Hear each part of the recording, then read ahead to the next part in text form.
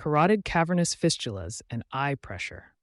Carotid-Cavernous fistulas, CCFs, are abnormal connections between an artery and the venous cavernous sinus at the base of the skull. In simple terms, blood that should flow through arteries is shunted directly into veins. This raises the blood pressure inside the eye's venous system. The extra pressure backs up into the veins around the eye, raising the episcleral venous pressure, the pressure in veins near the surface of the eyeball. When this happens, the eye's fluid outflow is blocked and intraocular pressure, IOP, rises, potentially causing secondary glaucoma. Early signs of a CCF can include a red, swollen eye, a bulging eyeball, proptosis, a noise like a whoosh in the head, bruit, and vision changes. These findings result from venous hypertension, high pressure in the eye's veins. Because of the slow, high-pressure blood flow, the normally thin conjunctival veins become arterialized, bright red and corkscrew-shaped. Patients may also have chemosis, conjunctival swelling, and double vision if eye movement nerves are affected. Knowing these symptoms helps prompt imaging and treatment, which can quickly lower eye pressure and protect vision. How CCFs raise eye pressure. There are two main types of carotid-cavernous fistulas, and both create orbital venous hypertension. Direct CCFs, barotype A, occur when the main internal carotid artery tears directly into the cavernous sinus. This usually happens in trauma, head injury, or skull fracture, or rarely from a ruptured aneurysm. Because the tear is large, these fistulas are high flow. A huge wave of arterial blood rushes into the venous cavernous sinus and then retrogrades, flows backward into the eye's veins. Indirect or dural CCFs, types B, C, D, involve small meningeal branches of the carotid or external carotid arteries feeding the sinus. These connections are smaller and low flow, often developing spontaneously in older adults. Even though dural CCFs are lower flow, they still raise sinus pressure over time. In both cases, the key is that arterial blood at high pressure enters the cavernous sinus, crowding out normal venous flow. This creates venous stasis and back pressure. The superior ophthalmic vein, and sometimes inferior ophthalmic vein, carries blood from the eye to the cavernous sinus. When the cavernous sinus pressure climbs above the pressure in those veins, flow reverses or stalls. These veins become engorged, and the normal balance of fluid in the eye is disturbed. The eye constantly produces watery fluid, aqueous humor, and normally this drains out through veins. If the veins are jammed by high pressure, the fluid cannot drain, and the eye pressure rises to match the venous pressure. The normal episcleral venous pressure is only about 8 to 10 millimeter Hg. In a CCF, that pressure can jump much higher. Once the episcleral pressure reaches the level of the IOP, any further increase in venous pressure forces the IOP to rise almost equally. In practical terms, every extra millimetergrams of pressure in the eye's veins directly adds to the eye's internal pressure. As a result, patients with CCF often develop a secondary open-angle glaucoma, where fluid cannot exit because of the high back pressure. Note, in rare cases, the raised pressure can also push the iris forward, shallowing the front chamber and causing angle closure glaucoma, or cause poor retinal blood flow and new troublesome vessels. But most CCF-related glaucoma is from the simple effect of blocked venous outflow. Recognizing the key eye findings. When a carotid-cavernous fistula develops, it often creates striking eye signs. One of the hallmarks is arterialized conjunctival vessels. Normally, the white of the eye has fine red veins. In CCF, those veins look bright red, engorged, and tortuous, often described as corkscrew vessels, because they carry direct arterial blood. Patients usually have conjunctival chemosis, swelling of the clear membrane, conjunctiva, covering the white of the eye, causing a bloodshot, puffy appearance. Another classic feature is proptosis, bulging of the eyeball. Because the venous congestion extends behind the eye can protrude forward, and in a high-flow fistula, it may even pulsate in time with the heartbeat. Eye movement can become limited too, and patients often develop double vision, diplopia, if the cranial nerves or engorged eye muscles are affected. There may also be ptosis, drooping eyelid, or an enlarged pupil on that side if the nerves in the sinus are involved. A very important clue is the orbital bruit. This is an abnormal whooshing or throbbing sound heard by placing a stethoscope over the eye or temple. High-flow fistulas typically create an audible bruit synchronous with the heartbeat. Even low-flow fistulas can sometimes produce a subtle bruit, especially during Valsalva, holding breath or straining. Finally, and often most importantly, the affected eye shows elevated intraocular pressure, IOP. As the episodes of venous hypertension progress, the IOP may climb significantly. We have seen cases over 30 millimeter curves. Ophthalmologists will notice an engorged episcleral venous plexus on exam, often with blood visible in Schlemm's canal, the eye's drainage channel. A standard applanation tonometry test may even show wobbly, blinking tonometer mires reflecting the pulsatility of the eye. In one report, more than 64% of patients with CCF had high IOP, 22 to 55 millimeter. In short, a swollen, red, pulsating eye with corkscrew vessels and a bruit should immediately raise concern for a fistula. Imaging the fistula and eyes. If a CCF is suspected from the eye exam, imaging is the next step. Several tests can pick up clues: CT or MR, angiography. These non-invasive scans of brain vessels can show an enlarged cavernous sinus, a dilated superior ophthalmic vein, or early filling of the venous system.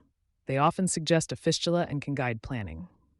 Ultrasound with Doppler. A skilled sonographer can sometimes detect reversed blood flow in an orbital vein or a color bruit of turbulent flow.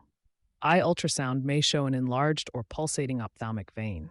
Gadolinium-enhanced MRI/MRA can reveal enlargement and abnormal flow voids in the orbit and cavernous sinus. However, the gold standard for diagnosis and exact classification is digital subtraction catheter angiography, DSA. This is an invasive X-ray test where contrast dye is injected into the carotid and other arteries under fluoroscopy. Angiography precisely shows the location, size, and type of fistula, and whether it is draining anteriorly to the eye or posteriorly to the brain. For example, angiography will diagnose a Barrow type A versus D fistula and show if the superior ophthalmic vein is filling backward. It also allows measurement of flow.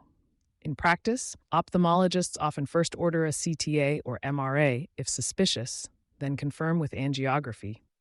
Endovascular treatment and IOP effects. Management of a CCF usually involves an interventional radiologist or neurosurgeon working with the eye doctor. The main goal is to block the fistula, stopping the abnormal blood flow and restoring normal venous drainage. In direct, type A fistulas, treatment is usually urgent. A catheter is threaded through the femoral or carotid artery to the cavernous sinus, and the connection is closed off with coils, balloons, or liquid embolic agents. Modern detachable balloons or platinum coils can seal the tear in the artery. Sometimes a stent or liquid glue, onyx, is used. Heidelberg et al. Reported using a detachable balloon in a direct CCF. In dural indirect fistulas types BD, the decision to treat depends on symptoms.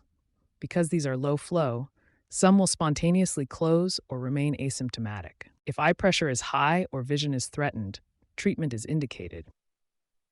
The embolization may go through arterial feeders or, more commonly, a transvenous approach via the venous system through the inferior petrosal sinus or rarely via a cut down on the superior ophthalmic vein. The goal is to deliver coils or liquid to the cavernous sinus to plug the fistula from the vein side. These endovascular procedures have become highly effective and relatively safe. After the fistula is closed, venous pressure in the orbit drops and the eye congestion resolves. Notably, intraocular pressure often falls quickly. Case reports and series document dramatic IOP improvement after successful embolization. For instance, in one case, IOP in one eye dropped from 34 milligrams to 19 milligrams just 1 week after CCF closure. Another study found that embolization lowered the patient's IOP by about 9 millimeters on average. In that report, after angiographic occlusion of a bilateral CCF, both eyes' pressures fell from the mid-20s into the high teens. This confirms that fixing the fistula is often the most powerful way to reduce eye pressure. Adjunct medical therapy for glaucoma is usually given until the fistula is closed. Patients may use combinations of eye drops, beta blockers, carbonic anhydrase inhibitors, prostaglandin analogs, and oral acetazolamide to help manage the pressure. However, high episcleral venous pressure often blunts the effect of drops. Once flow is normalized, the same medications become more effective at maintaining a normal pressure. If embolization fails or only partially succeeds and IOP remains dangerously high, eye surgery may be needed. Options include laser trabeculoplasty or filtering surgeries, trabeculectomy, shunts. Recent reports note that glaucoma drainage devices, tube shunts, can be life-saving. In one case of indirect CCF, where embolization was incomplete, implanting an Ahmed valve finally normalized the pressure. However, most experts attempt fistula closure first whenever possible, because that often solves the glaucoma root cause. Balancing eye treatment versus fistula closure.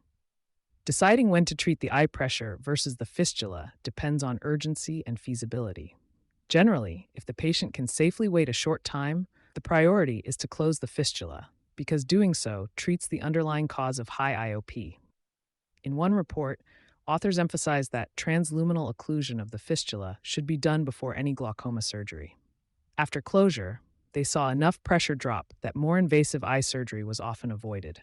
Indeed, many cases show substantial IOP reduction immediately after successful embolization. However, if the eye pressure is extremely high or the patient has severe vision loss, simultaneous measures are needed. For example, if optic nerve damage is imminent, an ophthalmologist may place a drainage shunt or perform laser trabeculoplasty while planning the fistula embolization. Medications and even laser peripheral iridotomy can be performed to reduce IOP temporarily. In practice, doctors will manage the glaucoma medically as best they can until the fistula is closed. As Heikel et al. Put it, closing the fistula should be considered before planning any glaucoma surgery, whenever feasible. Here are two illustrative cases. Case 1. A 73-year-old woman had long-standing mild glaucoma, then developed new bulging eyes, double vision, and a red left eye. Her untreated IOP shot up above 30 mm Hz. Imaging, MR angiography, found a direct CCF. After transarterial coil embolization of the fistula, her chemosis and proptosis largely resolved, and IOP quickly fell into the teens on modest medication. This case shows how closing the fistula normalized orbital pressure and improved glaucoma control. Case 2. A 48-year-old woman presented with a red proptotic eye and very high IOP in that eye, mid-40s, initially thought to be inflammation. Angiography revealed a dural type D CCF. Endovascular embolization achieved only near complete closure. Although venous congestion improved, her eye pressure remained elevated despite drops.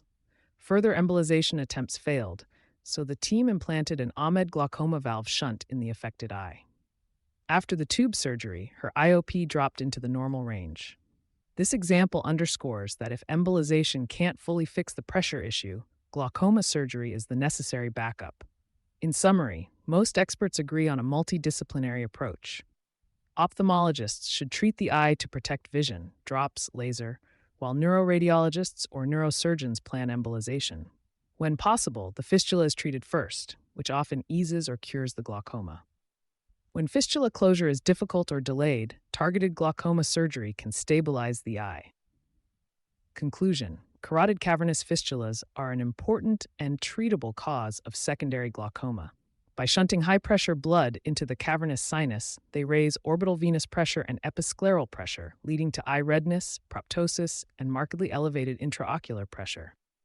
Recognizing the signs, corkscrew-conjunctival veins, chemosis, bruit, and a pulsating eye, is crucial for prompt diagnosis.